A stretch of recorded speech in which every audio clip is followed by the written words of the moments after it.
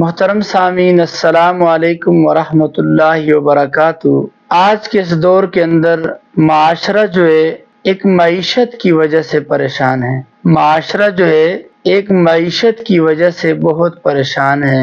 اس میں سب سے زیادہ جو کثرت سے لوگ پائے جاتے ہیں وہ اپنے روزگار اور کاروبار کی وجہ سے پریشان ہیں، یا زمیندار لوگ جیسے بھی گندم تیار ہو گئی، ایک غلہ ہے، سال کا اناج ہے، اس کے لیے پریشان ہو گئے۔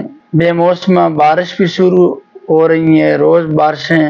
اس کے علاوہ بعض دفعہ ایسے ہوتا ہے کہ غلہ تیار ہو گیا، کٹائی بھی ہوگی، کچھ ظالم لوگ جا کے اس کو آگ لگا لیتے ہیں۔ ایسی پریشانی کے اندر مبتلا کر لیتے ان کو کہ ان کی گندم تیار ہوتی ہے۔ پچھلے سال بھی ایسے ایک جگہ پہ واقعہ پیش آیا، انہوں نے گندم اکٹھی کی تھی، کسی نے رات کو جا کے آگ لگا لی، ان بیچاروں کی سال کی روزی، سال کی محنت ختم ہو گئی۔ لوگوں کے اندر حسد ہے نا، دشمنی ہے۔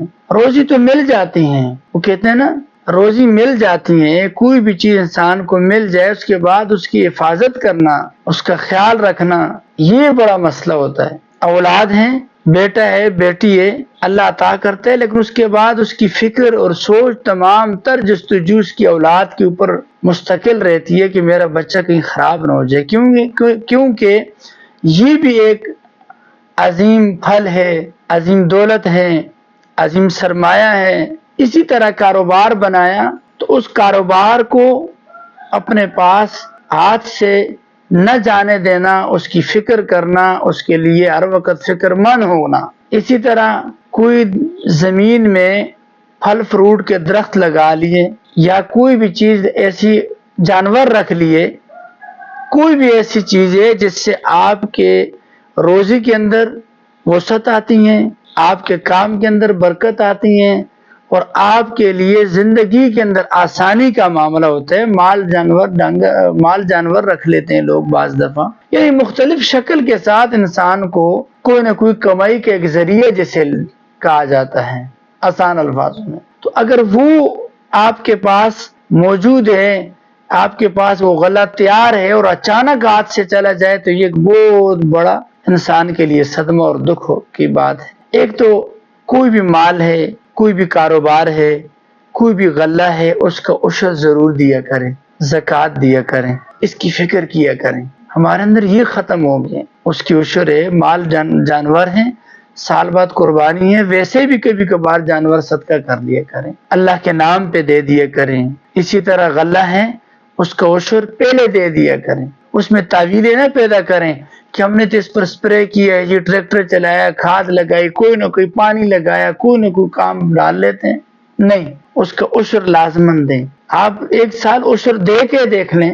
ایک میرا دوست ہے، اس نے چھوٹا سا کاروبار بنایا، تو اس کے اندر میں نے ایک چیز دیکھی، وہ کہتے ہیں میں ہر روز کے حساب سے کیا کرتا ہوں، تھوڑے تھوڑے پیسے اپنے الگ کرتا ہوں، پھر مہینے بعد ایک غریب خاتون نے جا کے اس کو پیسے یا اس کا سودا دے کے آ جاتا ہوں۔ اس کی وجہ سے اس کے دل سے جو دعائیں نکلتی ہیں تو اس کی وجہ سے روزی میں وسعت آ جاتی ہے۔ اور یہ جب غلہ اکٹھا کرتے ہیں، لے کے آتے ہیں، بعض دفعہ گھر لے کے آتے ہیں، پھر اس کو خراب بھی ہو جاتا ہے، نقصان ہو جاتا ہے، ضائع ہو جاتا ہے۔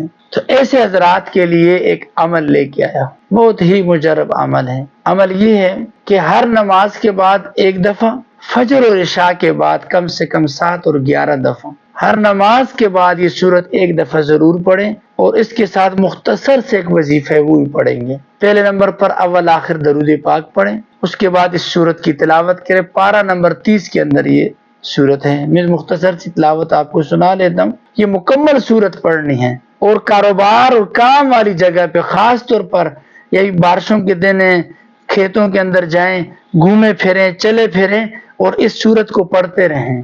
انشاءاللہ آپ کے گلے کے اندر بہت ترقی ہوگی، بہت فائدہ پائیں گے، لوگوں کی نظروں سے بچ جائیں گے۔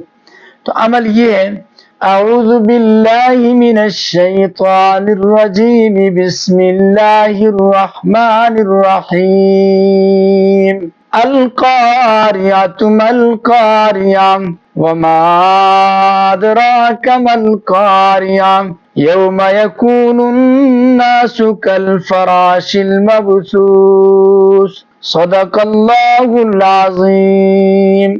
اس سورت کو آپ نے ہر روز ہر نماز کے بعد ایک دفعہ، فجر اور عشاء کے بعد کم سے کم 7 دفعہ یا 11 دفعہ یا 21 مرتبہ پڑھیں، اور اپنے غلے اور اپنے کاروبار کا تصور رکھیں، اور ایک تسبیح یا واسع 101 مرتبہ۔